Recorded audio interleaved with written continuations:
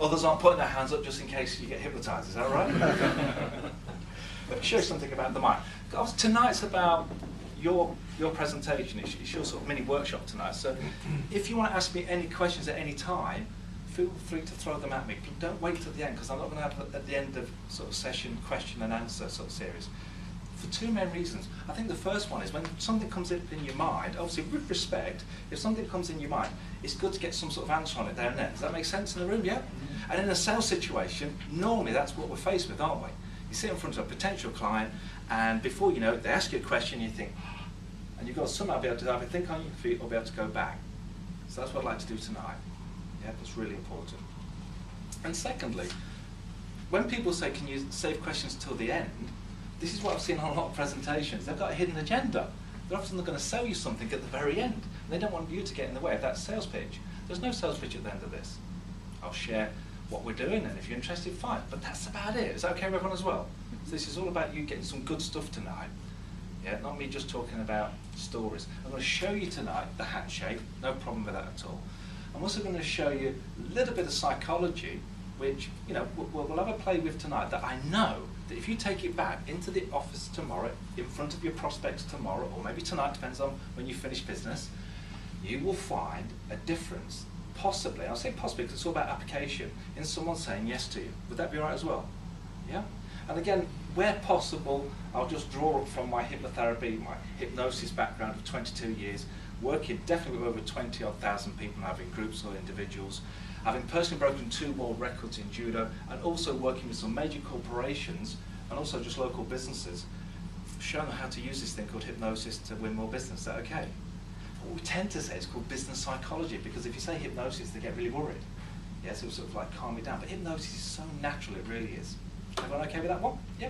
Okay, while you're sitting there, can you just put your pens and pad down for 1 second? I just want to show you something. Could you place your hands on your lap like this for me? So you can actually feel your hands on your lap. Don't worry on the back row, you're not going to be hypnotised yet. Look like, I can remember many years ago, I used to do hundreds of talks every year at Ragdale Hall. Anyone heard of Ragdale Hall at all? Fantastic health farm. And every time the front row would come in, they wouldn't sit on that front row. So one particular talk, I thought, right, I'm going to teach the second row a lesson. So I took the front row away. They then became the first row. So there's a look of fear in their eyes. But what I then did is I hypnotised the back row. It was just a little exercise I did, but I'm not going to do that tonight because it's not that type of talk. So, with your hands on your lap, can you feel it on there now? Is that right? Make sure it's your lap and not the person next to you. I want you to now just focus on your hands on your lap, and I want you just to try in a moment to lift them up. Okay, I want you to hesitate in your mind and try to lift your hands up.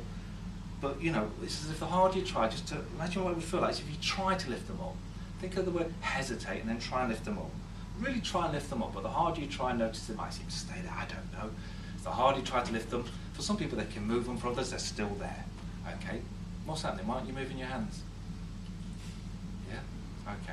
Right, relax them, easily just lift them up and can I just see them, make sure that, yeah, hallelujah, thank you, okay. Yeah, it's one of those conventions where we get you to buy stuff at the end. So when your hand's stuck on your lap, how did it feel? Anyone? Yeah, was it all right? Okay, yeah, okay. Why didn't you lift them up straight away? In case they wouldn't lift up.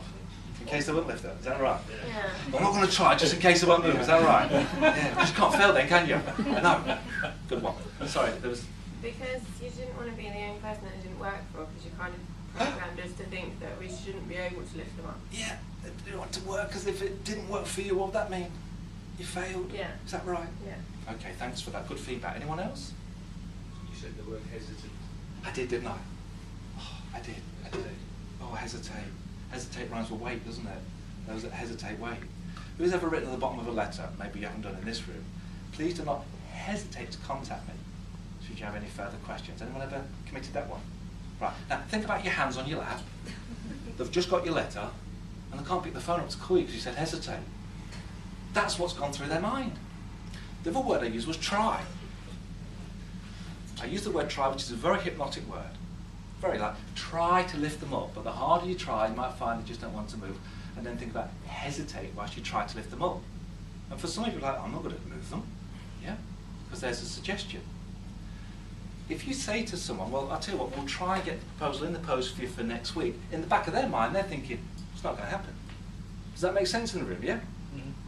Try is one of those hypnotic words that means you're not going to do it. Who's ever had this experience? You ring a friend up or a group of friends, say, look, we're having a party tonight, come over. And they go, I tell you what, I'll try and be there by 8. Are they there 8, yes or no? No. No. Maybe 9 o'clock? Yeah. How about never? Is that right? Yeah, there's a good couple of nods at the back of the room. As soon as they say try, it rhymes with lie. Yeah? I think there's a lovely phrase that said, try is the battle cry for wimps. Yeah? What it really means is that, well, at least I said I might be there.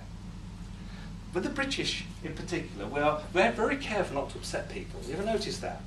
Yeah, generally speaking, we make excuses all the time. And I'll say that on purpose all the time, because if we make excuses like, well, I really tried, I'm not picking you on purpose, sorry, I'll move over here. I really tried to get that proposal out, but you know, the printer broke down. Right, okay? Because what we're doing there, we're stacking up the tries in a way that the other person might forgive us, but they don't. They just get filled up and move on. Yeah? So we're going to look at language patterns now that will affect you. Is that okay in the room as well? Yeah, okay. By the way, if anyone does have their hands stuck on their lap, it is okay to move them now. Yeah. Now that is Carrie, isn't it? Is that right? Carly, sorry, Carly. I'm remembering many names tonight. Carly, my apologies.